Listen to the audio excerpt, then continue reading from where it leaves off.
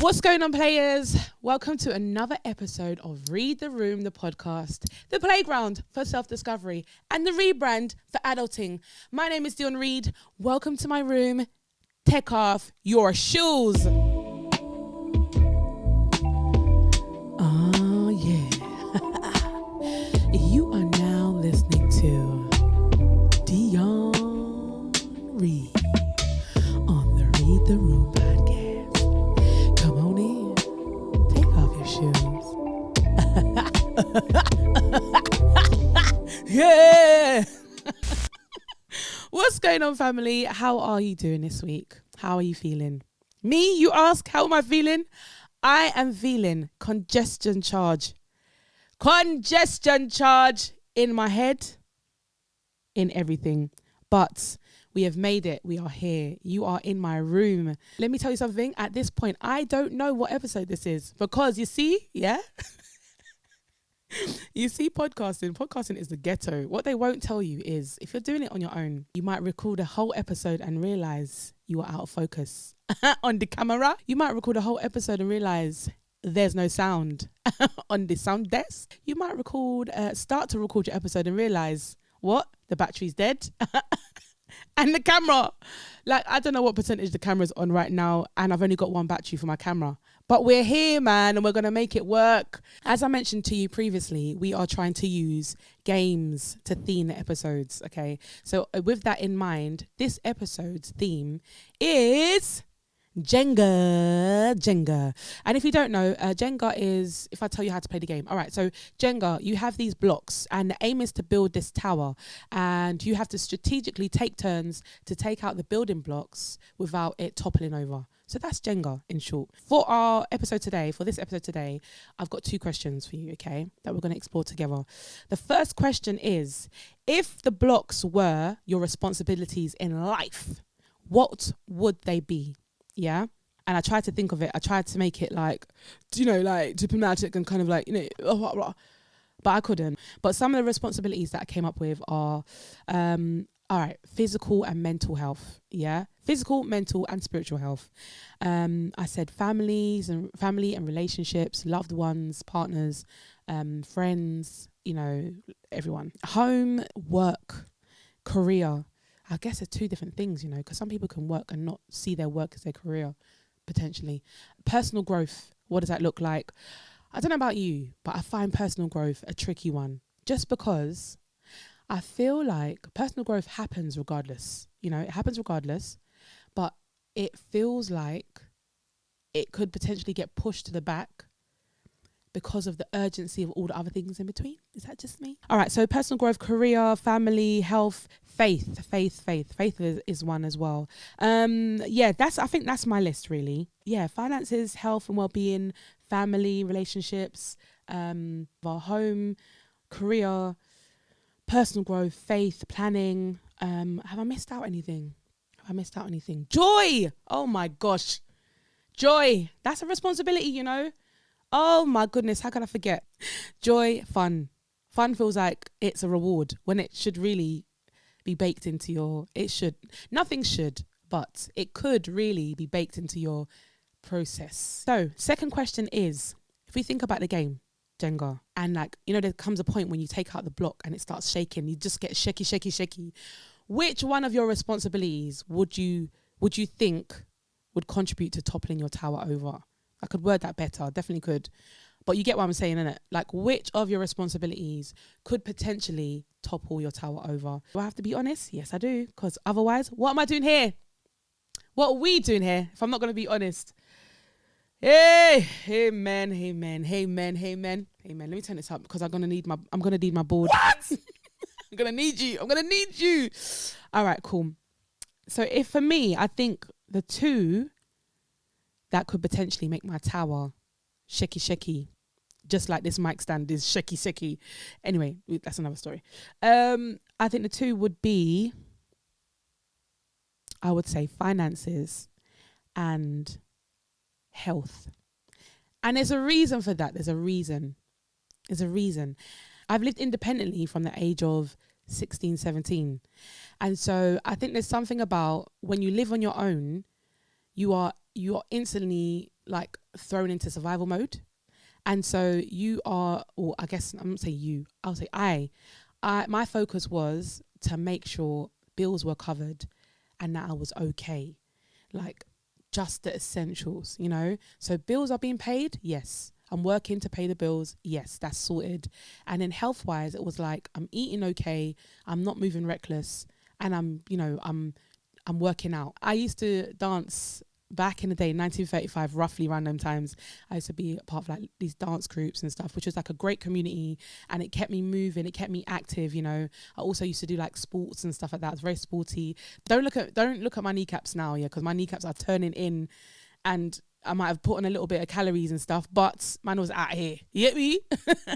Yeah, I would say from those times, I just did enough to make sure that I was okay.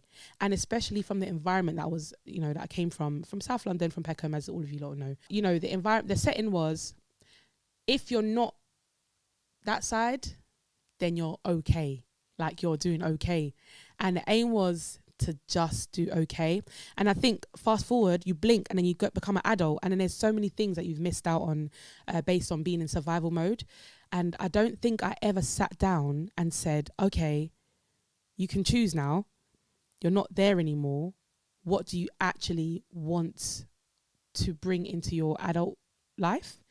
And then there's a part where you're like, I'm an adult now, so I have to know the things already. I should just know that I'm supposed to have health insurance, and I should just know that I'm supposed to be putting savings in this thing. If you don't have the systems or the community around you, there's just a gap of learning. And I think that's why if I had to choose on what blocks would be shaky, I think that's why I would say health and wellness. I've been embarking on this journey, especially with the finance side as well, of just educating myself about the financial literacy, and not being so intimidated or overwhelmed by it.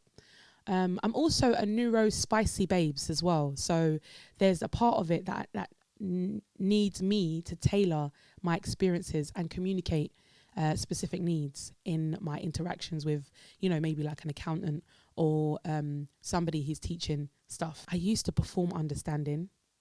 And what I mean by that is someone would tell me something and try to teach me things. And because I didn't want to offend them, and also I didn't want to look stupid, I guess, I would be like, oh, okay. Oh, that's how you do it then. Okay. And I just wouldn't know. And then I would try and research separately and just get overwhelmed, and then back into the same cycle of judgment and conviction and all these things. So anyway, there's definitely going to be an episode about money. I think the game will be Monopoly. I'm speaking it now. The episode will be called Monopoly, and it will be about money. So we'll talk more about that another time. All right. Okay. We'll talk about that. So what I thought I'd do is I'll give you guys some questions to kind of think about and answer. And I would love to open that dialogue to you, and just let's talk about it. I can't be out here on my own talking truth. You know what I'm saying? I would love to hear where you are in these worlds, and what kind of building blocks would be shaky for you. Would it be the same, something completely different, or maybe none of them? Maybe you feel like you could add more blocks on top and you could build an estate, like a whole estate, you know? Like, and if that's the case, I would love to hear that as well, because it's not a one size fits all thing, you know? Some people are cool with things, you know? And so here are the questions that I want you to think about in your journey with this, yeah? If you could rebuild your tower from scratch, what pieces would you leave out this time? Like, what things would you leave out? I think I would leave out people pleasing. I didn't even say that's one of my blocks, but I think that was a core block on the bottom, near the bottom somewhere, that I didn't check. People pleasing, I'd leave that out. Tell you what, leave that out in a heartbeat. You know what I mean? What are the foundational blocks in your life that you refuse to compromise on, no matter what? For me, I think it's faith, joy. Faith and joy are essential foundational blocks for me. Do you recognize the warning signs when you are close to toppling over? That is a serious one, because sometimes we're leaning, you know, Ugg boot leaning, and don't even realize we're carrying so much, and it's leaning. I've started to realize 100% now. I'm super aware now. Before I wasn't, though, being an empath and that. This one is the one. This is the final one. Do you notice who's watching your moves? And how does their reaction change the way you play the game? Let me tell you something. When you have the best cheerleader behind you, and you know they want you to win, the way you play that game is so different. The way you're building them Jenga blocks or taking them out is different. because you're just like, Quah! I did that. But when you've got someone that's like, yeah, that's gonna fall, depending on your character, because some people thrive off of that as well. You know, they like when people are hating on them because they're like, yeah, I'll show you. What type of player are you? Are you the type of player that will crumble or thrive under pressure? Like, what is that? What does that look like for you? Ridiculous. Okay, so we are in the most important part of the show, and this part is called Ridiculous. And as some of you know, Ridiculous is the section where I talk about things that might seem ridiculous to some, but for me, I take them very serious, okay? I take them very seriously, all right?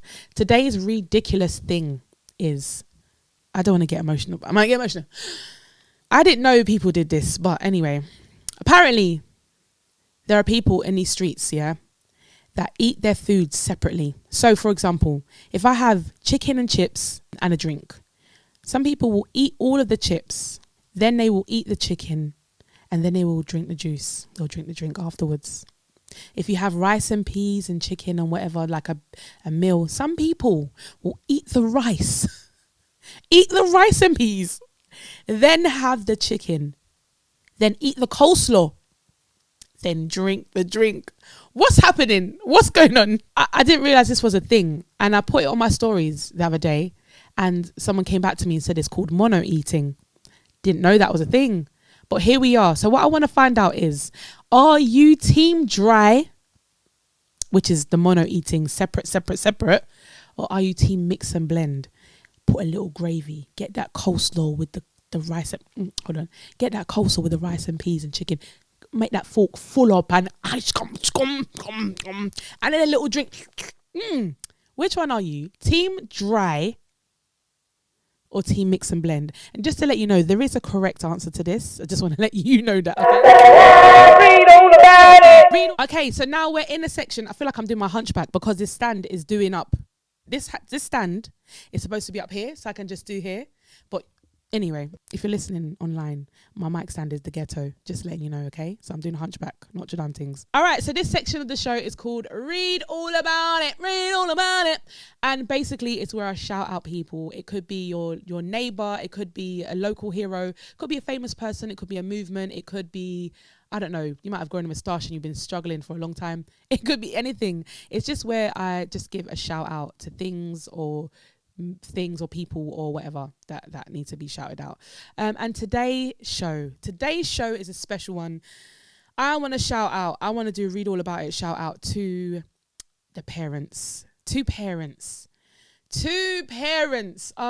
parents, especially those who are choosing to parent. And when I say choosing to parent, I don't mean people that have chosen to have children.